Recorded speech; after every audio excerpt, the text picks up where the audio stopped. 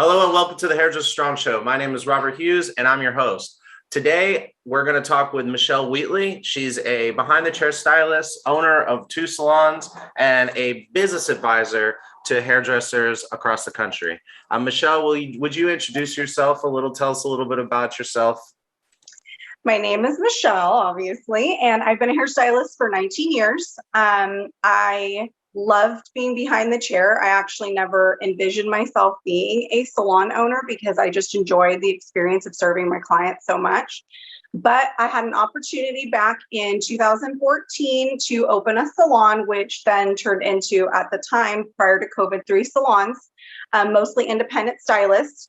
Our vision was to be as supportive as we could in a independent stylist, environment. So, we provide a booking system. I worked a lot on marketing, client retention, different things that I didn't get to benefit from. I felt in an independent salon environment. I have always been booth rental. And after COVID and everything that happened, we started really working on how can we even support our stylists more, which has turned into this coaching and advising program.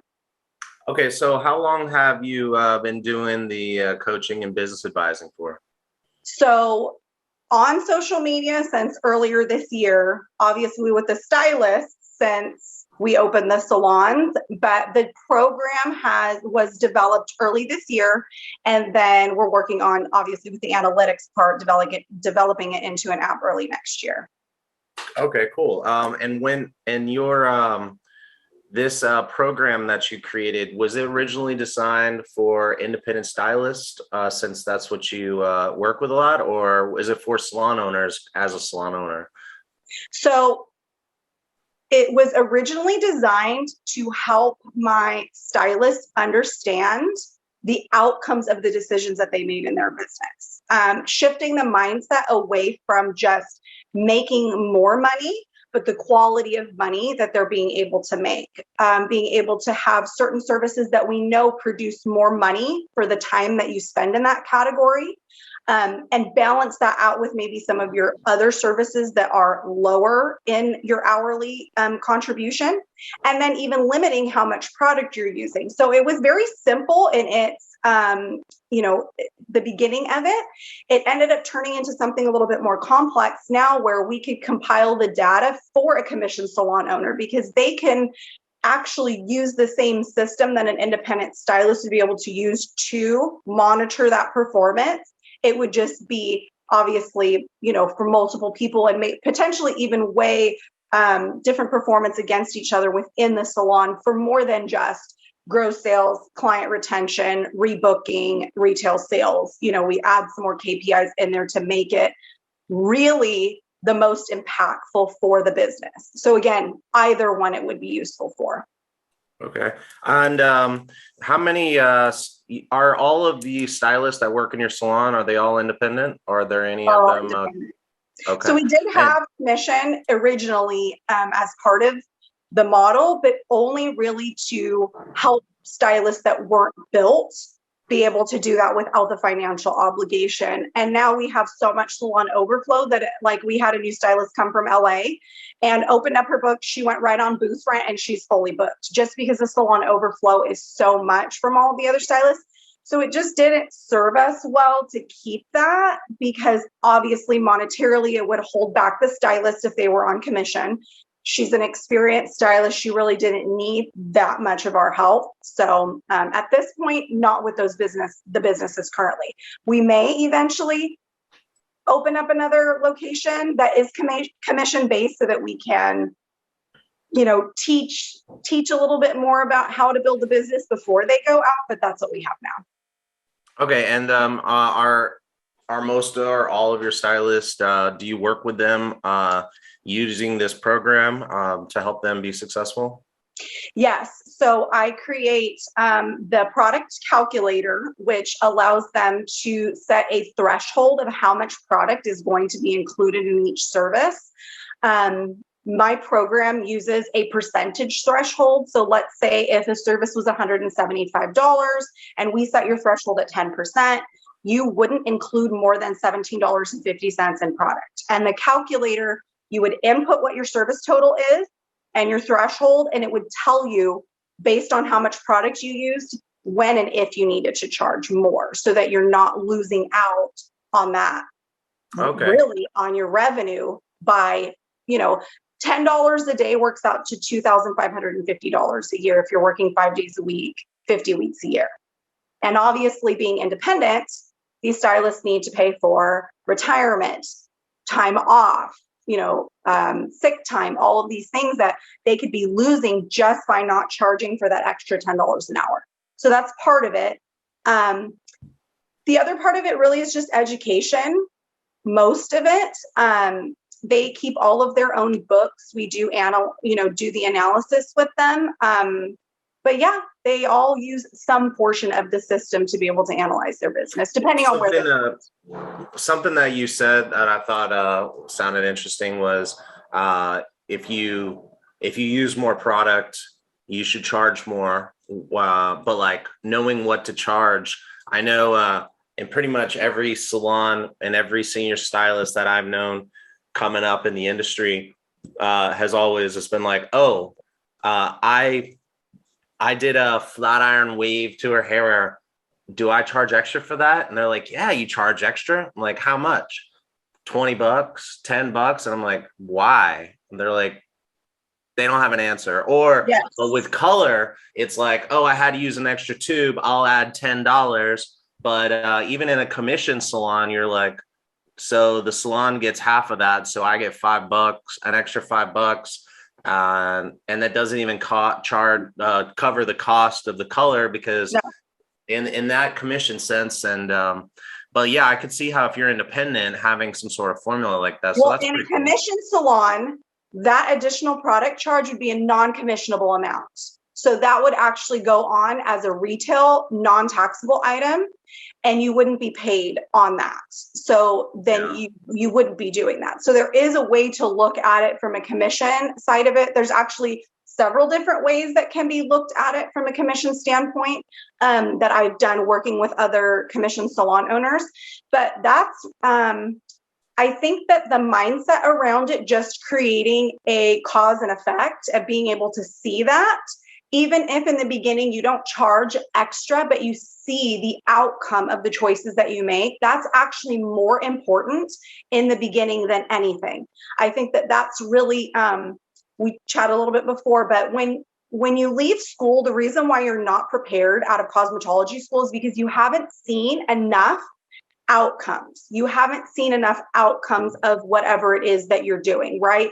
We learn out of error why you don't cut over the ear in an A-line because of creating those holes. But until you actually do it and then you don't do it and you see where the angle is, you really don't understand the why. You don't understand it. And so in the business, even with just having the analytics there, you're able to see, again, just even with the calculator, maybe I don't charge for the extra product, but when I see how much product now is going out from one client to the next, maybe I need to either not charge, if I'm not going to charge for the extra product, maybe I need to figure out a different way in my menu to allot for this type of service. If they don't fit into this category that I can limit my product to, maybe I need to have another category for them. Maybe now they're a specialty color and that comes with this much more product for that client. So rethinking it doesn't have to be one size fits all across the board, but we do have to bring awareness to the things that are costing us and affecting our business. All right, cool. So let's jump into the different clients. So we talked about working with salons and working with suite stylists. Do you work with any directly one-on-one with any salon stylists that are commission-based salons? At a commission-based salon? With the commission owners. So okay. I eventually the goal is that the education would be able to be used to train the commission stylists.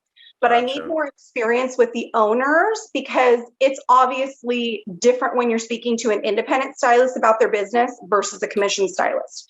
The approach with a commission stylist would be, showing them on their side based on their pricing schedule and their physical behind the chair hours, what their estimated annual revenue would look like, based on these given variables of looking at their analytics. So after they're in the salon and built up, we really want to show them on their side, but it's going to be after they've been commissioned, right? Not based on their gross revenue. Where with a stylist, it's going to be based on their gross revenue. So it does need a little bit more adaptation when it comes to the education part for an individual commission stylist. But the tools are there for the commission salon owner to be able to analyze the commission stylist. Okay. And would you say, like, what are the most common challenges that you run into? Just like, because I'm sure the people listening that are interested in have ever considered bringing on a business advisor or coach. They're going to want to know, like, how is this going to help me get ahead? Am I ultimately going to make more money? So when you're working with somebody to help them achieve their goals, whatever those are, what are the most common things that you tend to run into with the different groups of individuals? So, and this is leading into this course creation that would be essentially like an introductory class, like a homeroom class where you're preparing people to actually learn. The issue is that the foundational concepts of establishing and operating a business, from what it actually looks like structure and system wise and mindset, are not there. Because even within, let's say, a commission salon environment, you're not coached to be strategic in the type of clients that you're taking on.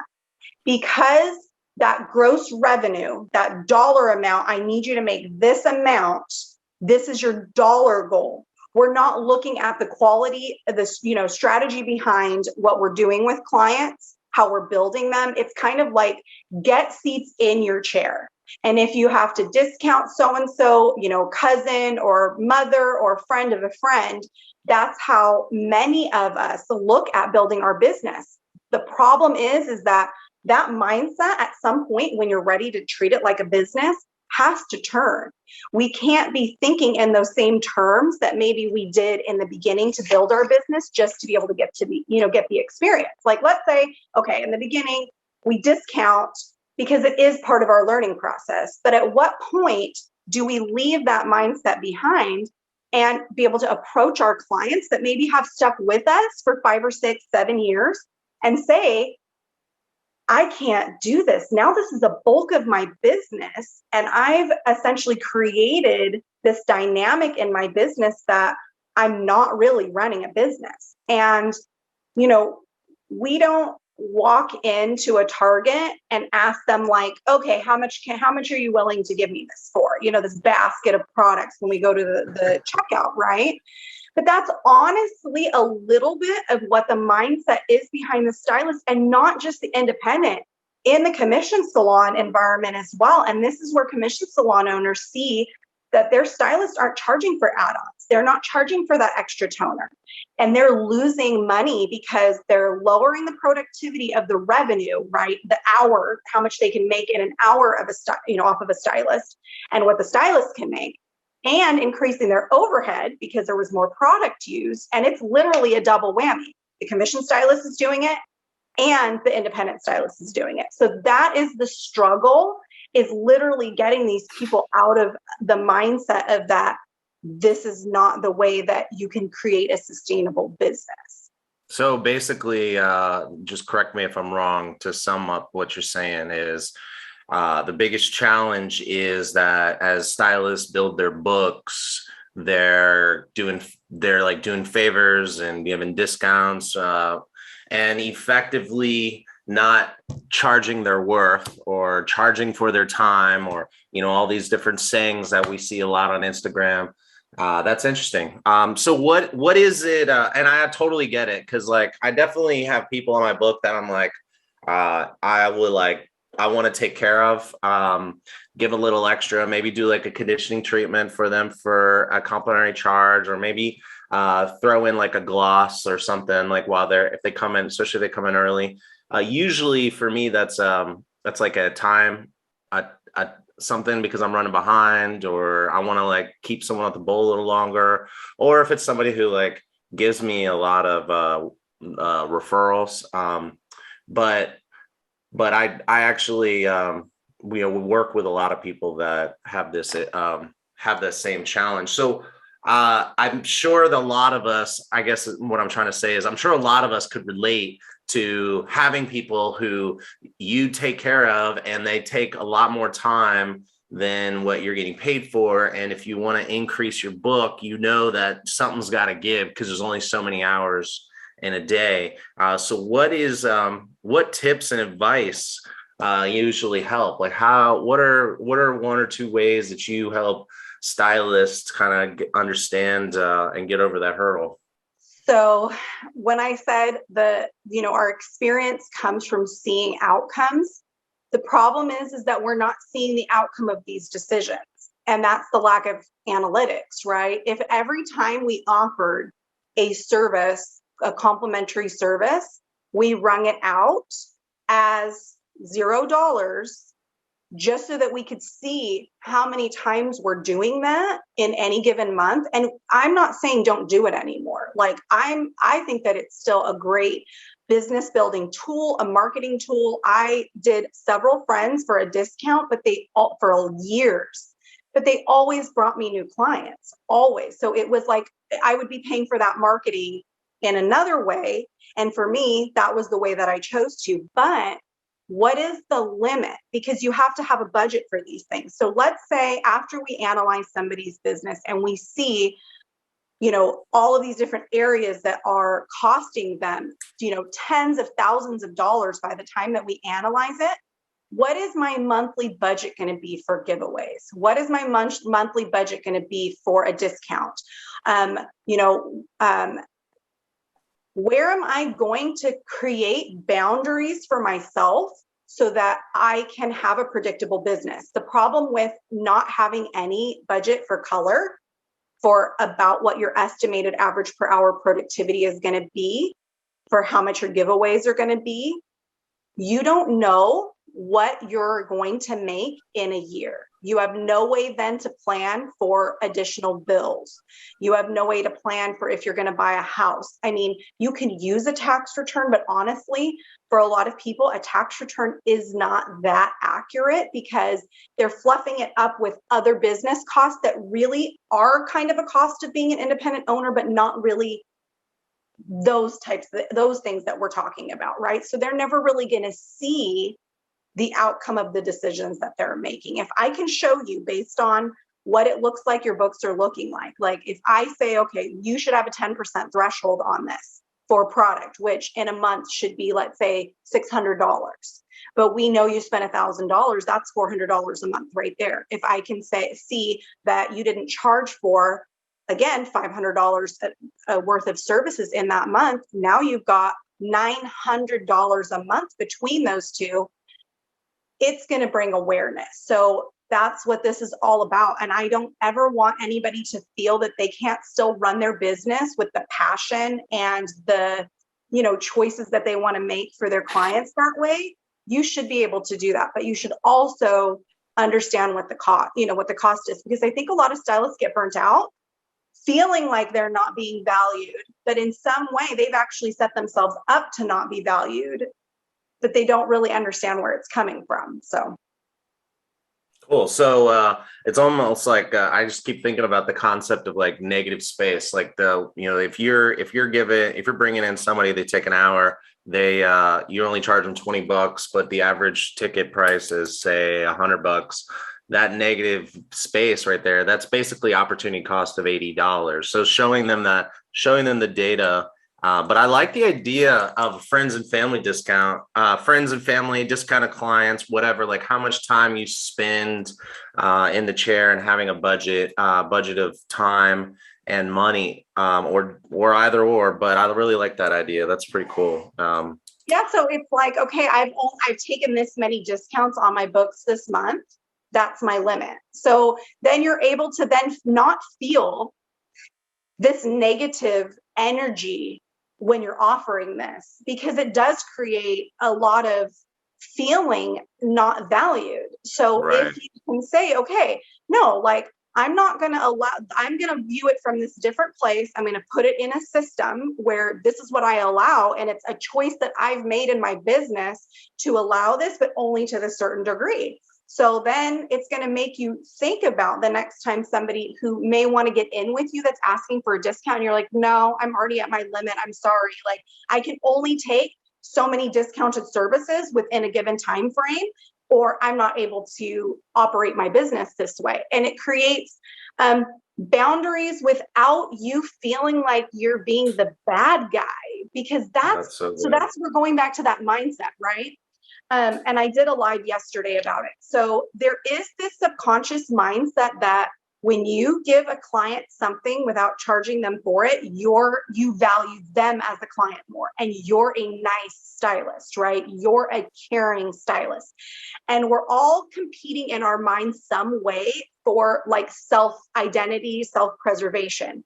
So when we create this mindset that we're good when we discount and offer more than we should, and we're bad when we don't, it's a struggle within us to actually follow through and charge what we should be charging a client, when you can say, no, I'm both. I'm both the stylist that needs to charge what my prices are and the stylist that can offer discounts, but they both have to be on my terms and within what will work for my business. That's so good. I think this is a great place to wrap it up. But this has been really good for I think a lot of people. So what I think next time we'll talk about getting into some of the other topics that you discuss regularly, or with your people that you help advise their business. But until next time, thank you so much for coming. And I'll Thanks talk so to you much again for next. having me. Absolutely. All right. Bye-bye. Bye.